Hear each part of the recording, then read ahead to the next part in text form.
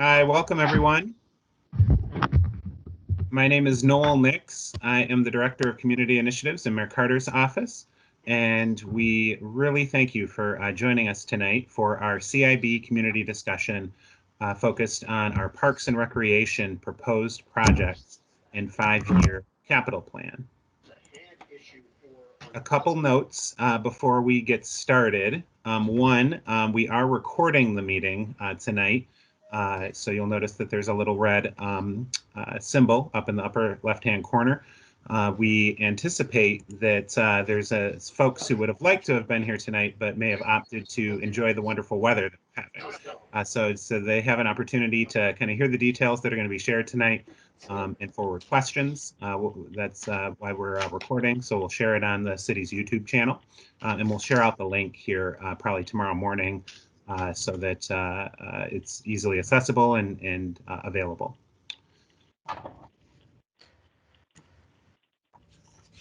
So what we'll do tonight is we'll have an overview of the 5-year plan for Parks and Recreation. Then we'll look specifically at the proposed projects for the 2022-2023 capital improvement budget cycle. We'll take questions after we've walked through all the projects. So if you do have a question, feel free to either drop it in the chat or just hold on to it and we'll call on folks. And then at the very end, we'll review next steps in the CIB process. So Alice, I will turn it over to you and let you introduce yourself. Great, thank you, Noel. Good evening, everyone. My name is Alice Messer, and I'm Manager of Design and Construction for Parks and Recreation. I'm here tonight with my fellow manager, Tom Hagel. Tom is the Manager of Operations and Maintenance, and he's here because our work together is so important as we find the balance of investing in what we have, responding to change, and providing new amenities for the residents of St. Paul. Parks has always been an important part of quality of life for all the residents of St. Paul, and I think we've all noticed that during the pandemic, this has placed additional pressures and priorities on our outdoor spaces for all the reasons that we know. It's a place that we can all be outside and be together. Most of you know me from CIB presentations where I actually come with requests to accept funds from various partners, grants, or funding sources. With limited funds, we need to be creative in our funding sources to provide a great park system for our residents. We've been the #2 park system in the nation for the past 8 years. It's something that we're very proud of. We also have over $600 million of assets within Parks and Recreation. So this process, this $11 million in CIB funding tonight is a really important piece of our project portfolio. So thank you for joining us. I am happy to be here to go over our 5-year plan and then talk about specific projects that we're putting forward. Next slide, please. So tonight, Noel went through the agenda briefly, but Tom and I will go through the 5-year plan. And then we'll focus on projects proposed for the 2022-2023 budget and then have time for questions and next steps. So to start off, I want to start off with the data that goes into this 5-year plan. There's a lot of key tools that go into figuring out what are we going to focus on in the next 5 years. So you'll hear reference to Amoresco. That's our asset management study. You'll hear reference to the tot lot annual audit. So that looks at the 75 tot lots within our system. You'll hear reference to the systems plan. And then we also have the Davy tree system. And then we look at previous CIB proposals. So those are kind of the big categories that put together our ask each year and a map for the 5-year plan. Amoresco is especially important because it provides reference to address deferred maintenance. So Tom does a much better job of keeping his cool together, but it's really hard to look at this graph and this number and realize that our gap per year really to stay with critical need is $10.2 million per year. And so as we think about this CIB process, that's $11 million for the full city. The reality is that this backlog just continues to grow. And as you look at the numbers from 2020 to 2021, we went from 77 million to 85 million just within a year. So just that planting that seed that there is so much need, and as it continues to build up, it just elevates the problem. So when you hear requests for deferred maintenance, it's really thinking about the critical needs within our infrastructure. And then this is an example of the tot lot funding that's ranked each year. So the 5-year plan, you'll see as we look at projects, there's a couple different funding sources. There's the CIB process. We also have state funds and we have federal funds. So I realize you can't see this 5-year plan, but all of these sources are in here, and it's really strategic about looking at what matches are required for other grants and funding sources, and then starting to map out our 5-year portfolio. So again, tonight we'll look at these 2 years, 2022 and 2023. So the first year is actually 2021. So this is what is in the budget right now. These budgets have been approved. On this first slide, I will point out the capital maintenance annual programs. So these are annual programs that recur each year, and they're focused on capital maintenance, outdoor court restoration, parks grant preliminary design, citywide tree planting, improvements to the play areas, asphalt restoration, and then the parks and library capital asset. So these are funds, if you think about, they're used for the whole city, and it would be restriping tennis courts, or if there's damaged equipment at a play area, this would be the source of fundings for those repairs. And then as we get into more capital projects, that's this piece of the 5-year plan. So for 2021, there are funds for North End Community Center, the energy efficient upgrades, deferred maintenance, and then the community proposals that happen. So those are Central Village, Payne Avenue Skate Park, Lewis Park, and Lighton Park. Next slide, please.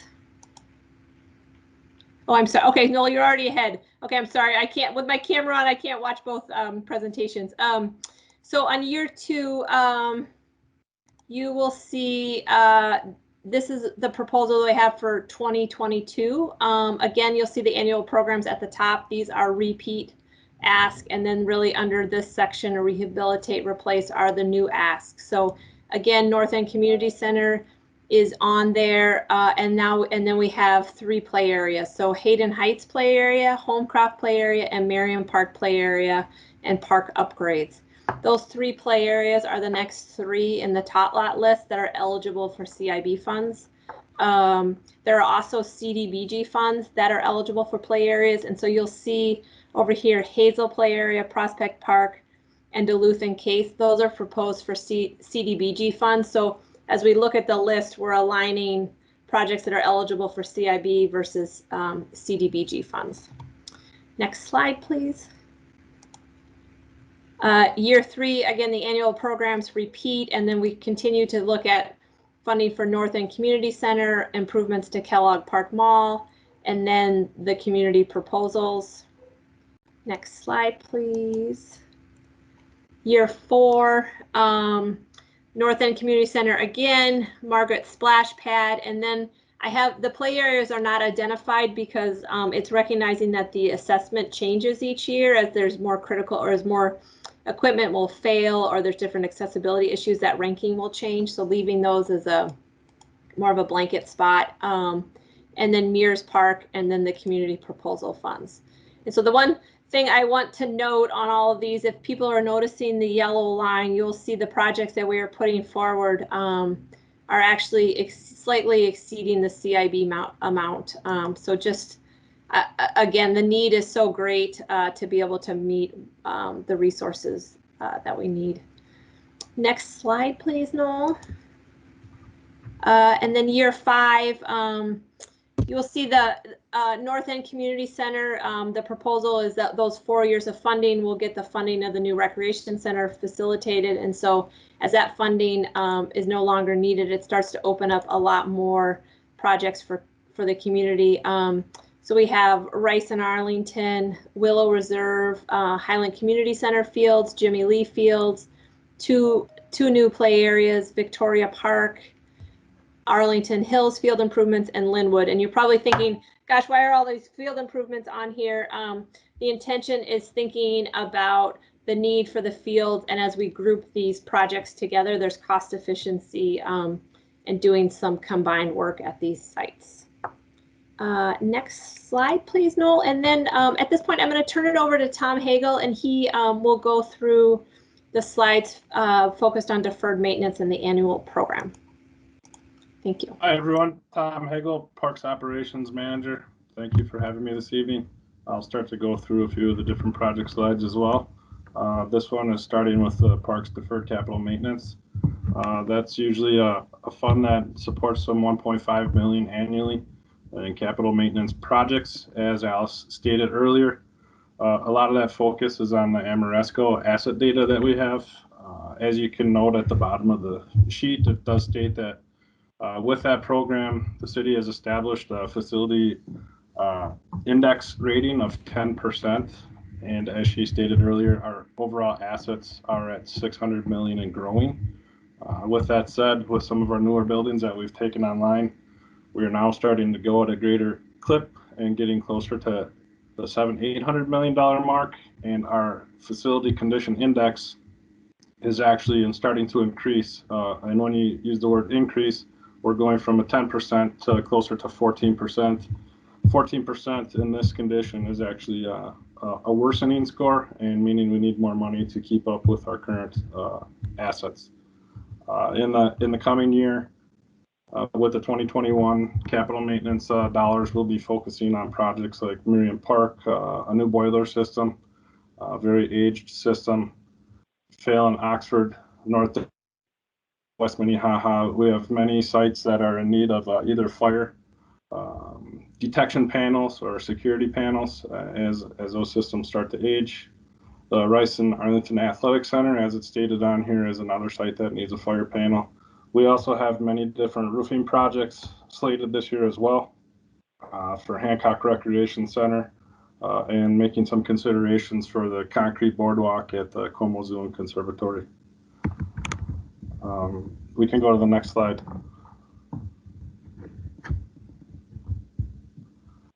The energy upgrades, this is another portion of savings through different funding source and trying to identify places where we can save some dollars, as well as provide new equipment for some of our facilities. Examples of that again are Hancock, which is the capital maintenance fund, but some of the other sites that we're trying to achieve these dollars out of are at Como Lakeside for a new air handling system, Battle Creek for new air conditioning, air handling systems for the gymnasiums. Wilder, which is an older boiler system and in need of replacement. And Martin Luther King, Haley Q. Brown, some makeup air units and air conditioning throughout the facility.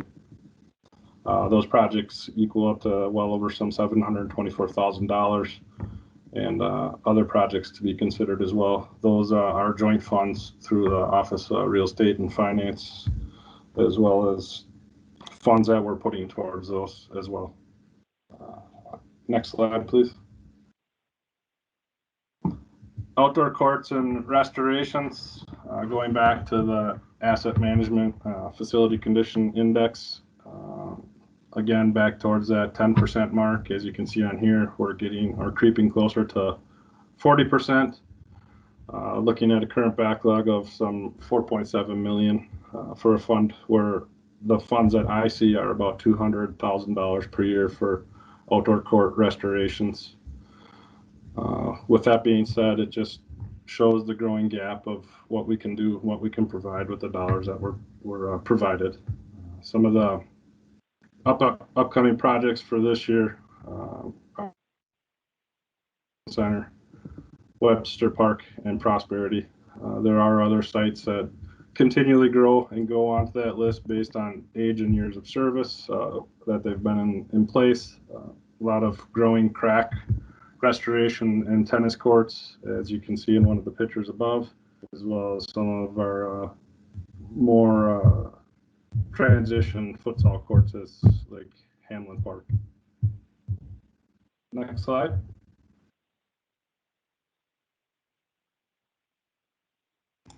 Alice, is this one of yours? Yeah, I can take this one. So this one is 30,000 that supports the design and construction staff team to put together grant preparations. Anyway, so as we apply for regional solicitation, legacy grants, DNR grants, it's a funding source to support staff time for those. Thanks, Tom. Next slide.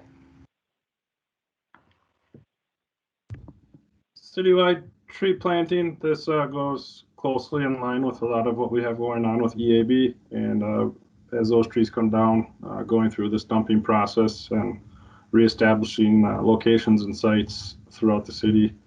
Currently, there's some backlog of some 10,000 trees that need to be planted this year. Our greater focus is on districts 15 and 17. A lot of this, again, goes in a cycle that is just offset by where we are currently doing EAB ash removal.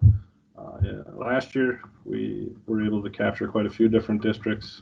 This year, these districts that are listed are a little more dense with more trees, making the area a little smaller, but still a need. On average, we spend some $330,000 annually to maintain our current infrastructure of replanting, but looking to increase those costs as well to develop a more long-term plan to get through the EAB process. Next slide. Children's play area improvement sites. This again goes back to a lot of the tot lot features that we have. As Alice stated, there's some 79 tot lots throughout the city. Many variations of age and infrastructure and what that looks like to us. Continually to reference back to the facility condition index of that 10% that we're looking for, and currently somewhere almost near the 30% mark.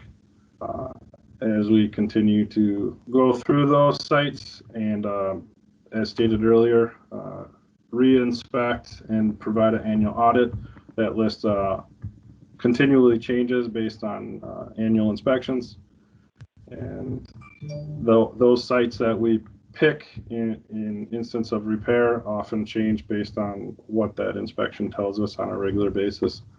Because of COVID, we weren't able to do the 2020 inspections as fast as we can. So this year, based on timeliness and need, we're combining both the 2020 and 21 safety audits at the same time to improve what that inspection plan looks like for the coming years. Next slide.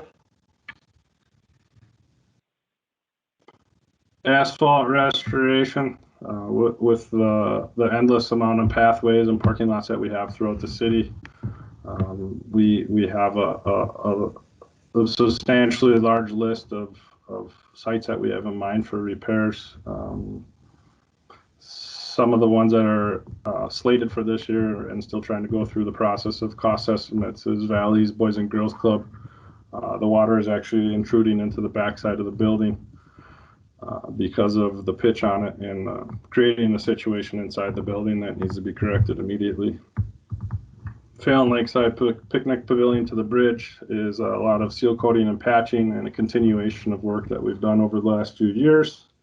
And Mounds Maintenance is one of our maintenance facilities that is in need of some reconstruction, not only in the parking lot, but along the pathway that connects Mounds Park to that park as well. Again, to go down some of the list of the parking lot sites, the Rice and Arlington, which is a heavily used site for many events, is in need of some help, as well as Dunning, Hancock, and the athletic fields, where the softball fields are at for Dunning as well. Again, this is a fund that averages some $250,000 per year, trying to manage both some sense of priority for both trails and paths as well as parking lots. As stated, again, referencing back to the facility condition index score, this in regards to pathways and parking lots is near 32% in its ranking as well overall.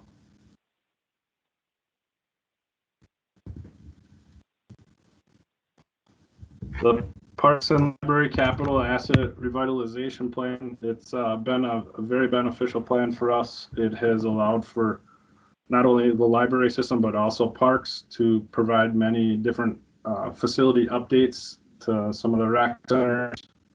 Specifically, what's taking place in the next few weeks, a lot of flooring projects in my world, focusing on Martin Luther King, Linwood, Northwest Como, and Dayton's Bluff this year. A lot of this strategy is to get rid of the removal of carpet. Carpet is a challenge material to keep up on a regular basis. Trying to find some solutions and going towards a luxury vinyl tile. If you've been to some of our facilities, an example to that would be Edgecombe. Recently, you'll see some of the renovations that we've done there in Langford. With some of that luxury vinyl tile, more durable product, and allows for maintenance to be more expedient in some of the process throughout the building. Annually, that's approximately about $200,000 in that fund for parks specifically, and that has been working out great for us to take advantage of some of those dollars to do some upgrades for the facilities on a regular basis. A few of the other things that I should say that we try to focus on during that is the bottle fillers for drinking fountains have become very popular, and it's a feature that a lot of our rec centers are now starting to see, and really good use. Next slide. Thanks, Tom. So this is a new project. It is a priority of the mayor and something that has received funding to date. So North End Community Center, it was formerly the Rice Recreation Center, which is right now is located within an elementary school, and it's set back from Rice Street. So previous funds received have been towards construction documents. So this project is actually probably 98% shovel ready, and we are also working up at the Capitol with our youth commission to ask for state funds for construction of this. The construction estimate is about $20 million in totality, and so as I was going through the 5-year plan, if you'll notice, North End Community Center was in 4 years. So as we work on major priorities of the mayor and recreation centers, it takes a lot of the CIB funds to break it down into phases. But I will say this facility is going to be amazing. It is going to meet a need on the north end that is not there right now. The idea is to pull it to Rice Street. So this rendering that you see here shows the building right along Rice Street. The library, Rice Street Library, would be right across the street. And the design is very intentional about connecting people to Rice Street, having light come in. And then there's kind of 2 sides of the building that are connected by a courtyard. So this is more of the meeting room, program space, and then this is the gym. And so you can see the photo down in the corner where you see the person kind of up in the window, that's actually at Rice Street level. So you're able to look into the gym, and then on the back side, it would actually open out into the grass field, connecting that space to other outdoor recreation amenities. So hopefully we are successful up at the Capitol, and we can readjust our 5-year plan. But if not, this is our plan to be able to deliver this great new community asset to the neighbors and to the residents of St. Paul. So the ask would be is $5.5 million in 2022 and then $5.5 in 2023. Next slide, please, Noel. The next project is Hayden Heights Play Area. So this actually is ranked #1 on the tot lot list after Harriet Island. That Harriet Island has received funding through our Legacy Regional Park System. So we have a plan for renovation of that. So this really is the next one on the list for renovation. What I will say is this is connected to an existing recreation center. There is lots of demand on the play area. The community has started to organize and start to think about what the recreation center could be. And so I think being able to renovate the play area will be a tremendous asset to the community. It's also thinking about new residents moving into Hillcrest, the former Hillcrest Golf Course, and thinking about how demand is only going to increase in the northeast corner of St. Paul. Next slide, please. And then the second play area on our list is Homecraft play area. This actually used to be Homecraft Recreation Center. It has since repartnered with St. Paul Public Schools and is the Mandarin Immersion School. St. Paul Public Schools, I've connected with them, and they actually have plans to do pretty significant renovation to the building in the years 22 and 23. So renovation of the play area actually is well timed. Even though this is adjacent to a public school, the land and field space is managed by St. Paul Parks and Recreation, and the demand from the neighborhood to this space is really high. It's within Ward 3, and the low-income residents of Ward 3, this actually is their closest park and open space. So it really is loved to death, like many of our park spaces. Next slide, please. And then the last one is Miriam Park play area and park upgrades. And if people have been on the committee for a long time, Miriam Park has been on the list, I think, going back to 2007. This is a pretty large park within St. Paul Neighborhood Park. It's over 10 acres. There's a recreation center there. There's baseball fields, soccer fields, tennis courts, basketball court, a play area, and one of 2 skate parks within St. Paul. We have been in discussions with City of Skate, which has allocated some funding from the state to assist with the design of the new skate park. So the skate park is over 16 years old and is barely holding on. We continue to do a lot of patchwork, but really it has outlived its life. And I think as we think about providing services for all ages, play areas, are pretty specific for the 5 to 12-year-olds. Skate parks start to open up that age use and goes to that kind of young adult and even beyond age group. So the funding request here is for renovation of the play area and then also construction of the skate park, realizing that the design of the skate park would come from funding from City of Skate. Next slide, please. And then the next project is Kellogg Park Mall. So if people have been downtown recently, Kellogg Park Mall is between Wabasha Avenue and Robert Street on the downtown side. This park, again, has been in the CIB queue for quite some time. I will say 2022 and 2023 is the year to be looking at Kellogg Park Mall. There are so many things happening downtown. The schematic design of the river balcony is going to be underway. We just submitted the RFP to get a design team on board. Public Works is reconstructing Kellogg Boulevard, which runs right along Kellogg Park Mall. The Ramsey West building is happening. Wabasha Avenue is going to be reconstructed. All of these things that touch Kellogg Park Mall, it's really the time for parks to be able to address some pretty significant accessibility, drainage issues. It just needs some investment, similar to Rice Park and to what we've been trying to do at Mears Park. So just thinking about work happening around it, this is the time to have some investment in Kellogg Park Mall. Next slide, please. Oh, that's it. So Tom and I are happy to take any questions on any of those projects. I realize it's a lot of information to absorb in this virtual format, but. And so if you'd like to ask a question, we ask that you use the raise hand button. So you see a symbol at the top of your Teams interface that looks like a smiley face and someone raising their hand. And then directly below that, there's a button that it looks like a raised hand. So go ahead and use that, and then be sure to take your hand down when after you're called upon. And then also, since we didn't do introductions at the beginning, please introduce yourself when you ask your question, just your name and what neighborhood you live or work in. And we'll go to Darren Tobel. Hello. I have my camera off.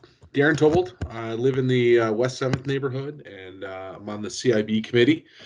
My question is about just that last item with the Kellogg Street Mall. Can you talk to the river balcony vision and sort of how that relates to river balcony? I mean, it seemed silly to do a lot of work on that if it weren't necessarily really tied in, and I assume it is, but. Yes, Mr. Chair. Thank you. Great question.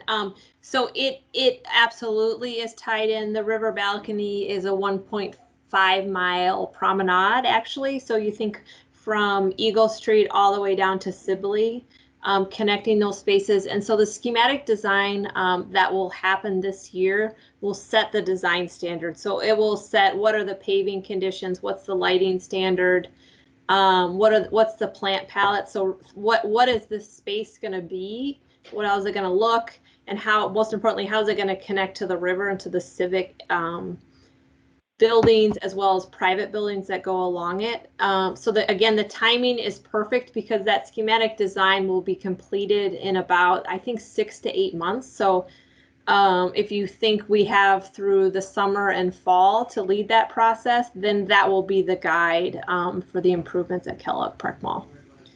And and then in an ideal world, we tie it with Public Works and we maximize resources. So we direct Public Works like, yep, if you're going to move the curb, here's where you're moving it, and then here's the treatment. So it all blends together. Mm-hmm. Thanks. Other questions?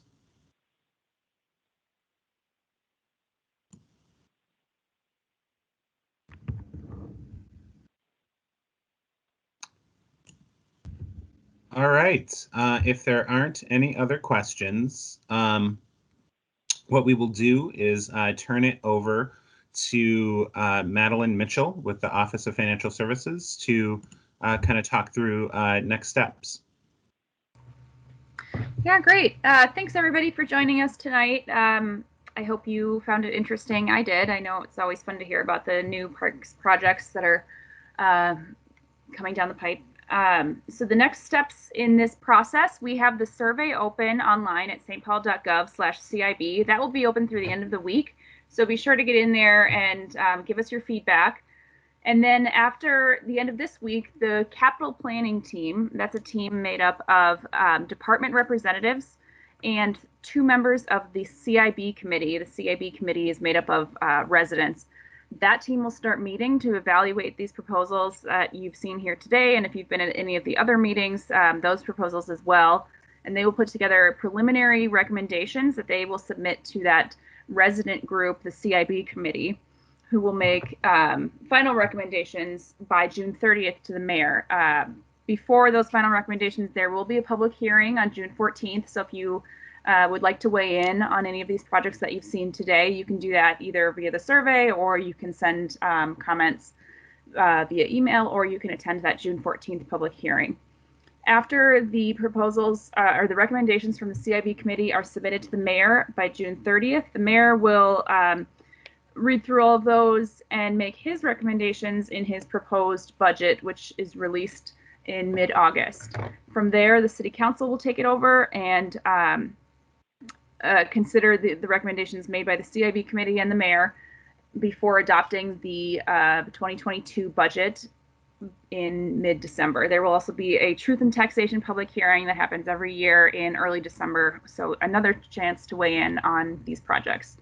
As a reminder, there's $11 million available in capital improvement bonds for each year. So $11 million in 2022, $11 million in 2023, and that is allocated over both these one-off projects and the annual programs that you heard a lot about today. So not a whole lot of money for a lot of really good projects. The capital planning team, the CIB committee, the mayor, and the city council have a really tough job in prioritizing these projects over the next few months. So I encourage you to stay involved in this process. We'd love to hear from you, and thank you for coming. All right, folks, have a good night. Take care.